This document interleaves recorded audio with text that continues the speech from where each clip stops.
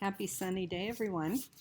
I'm going to read chapter 9 today, Parker Elias and the Unteachables. Back when Grandpa was alive, he and Grams ran the lunch counter at the bus station. I can still picture the luncheonette sign, which always looked like elect the noun to me. I don't remember much about Grandpa, except that he used to tell me that it was a $10 word and I'd be able to read it just fine when I got older. We know how that worked out. Grams would stand me up in front of the candy counter, which seemed like it was a mile high, although that was just because I was small. She'd say, "What'll it be, kiddo?" and I could pick out whatever I wanted. In those days, I didn't mind being kiddo, because she definitely knew my real name. "This handsome fellow's my grandson Parker," she'd announce whenever the regulars came by. You could just tell by the way she boomed it out that she was totally thrilled by the idea. I wonder if she knows that the guy who drives her every morning is the same little kid she used to brag about to her customers. It's not her fault. When Grandpa died, she started forgetting a lot of stuff. But you'd think a grandson could be an exception to that, especially a grandson who's supposed to be her favorite person in the whole world. Grams insists that the reason she can't get her act together is that she isn't a morning person. This is from a lady who gets up at 4 a.m. So we'll be halfway to the senior center before I look down and notice that her shoes don't match, or that instead of her purse, she brought a half loaf of Wonder Bread. There are those red, yellow, and blue polka dots smiling up at me, along with the name, which looks like Downer. Today, Mom's driving because Grams has their semi-annual conference with the social worker at the senior center. Mom calls it Meet the Teacher, since I guess it's a lot like a parent conference at school. "Speaking of which," she says to me, "how's 8th grade going? I understand you're in a different kind of program this year." I almost reply, "Yeah, the Unteachables," but that wouldn't be a good idea.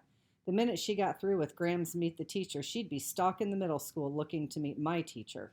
I picture my folks trying to hold a conversation with Ribbit, who never glances up from his crossword puzzle. Dad especially would have no patience for that. Fall is our busiest season on the farm with so much harvesting still to do. So I tell her, it's going fine, like always. She casts me a doubtful look. Like always might not have been the best choice of words. Mom signs my report cards. She knows better than anyone what like always probably means. I added, our teacher has a lot of experience. He started out teaching stegosauruses and pterodactyls before moving on to Unteachables. Dinosaurs had no problem being in class with a guy who did crossword puzzles all day. Mom looks like she has more questions, but luckily Grams is waiting outside her building.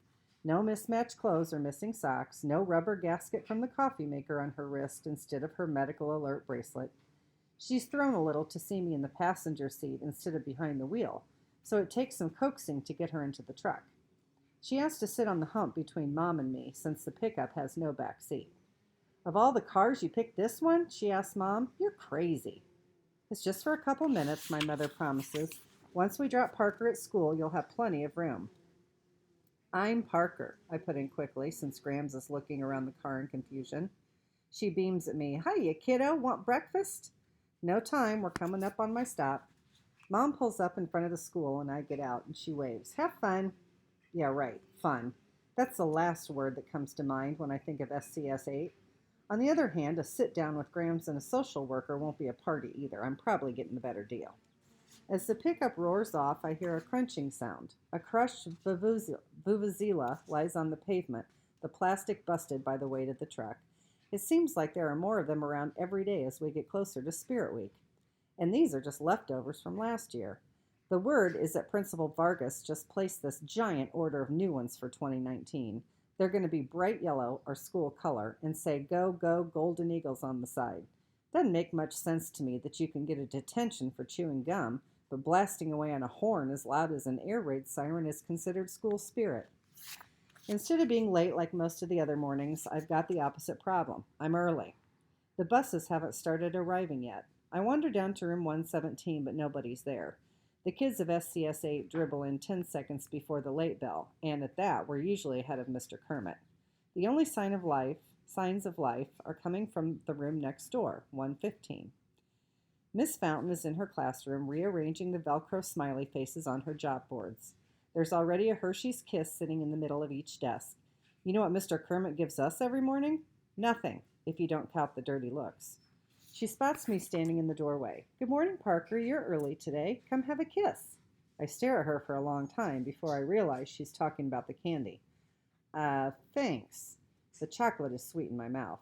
When you spend all your time in SCS 8, you almost forget there's another way to live. My eyes find the lizard terrarium. Hey, I say suddenly, Vladimir's back. She beams. Mr. Kermit found him for me. Really? That doesn't sound like the Ribbit I know, the one who wouldn't give up anybody the skin off a grape. Suddenly, I experience an almost irresistible desire to drop to the floor and sit cross-legged on the taped circle. I know Miss Fountain's teaching style is too babyish for our age, but circle time that day might have been the most comfortable I've ever felt in middle school. When you're in that circle, nobody's going to ask you to read something that's written in unbreakable code. Maybe Aldo can't come up with any nice things to say, but I'm willing to go with it. If it means no reading, I'll even say nice things about Elaine. A couple of 7th graders show up, and there's an emotional reunion with Vladimir. I join in for a while, but eventually one of them notices I'm there. You're not in this class, he comments meaningfully.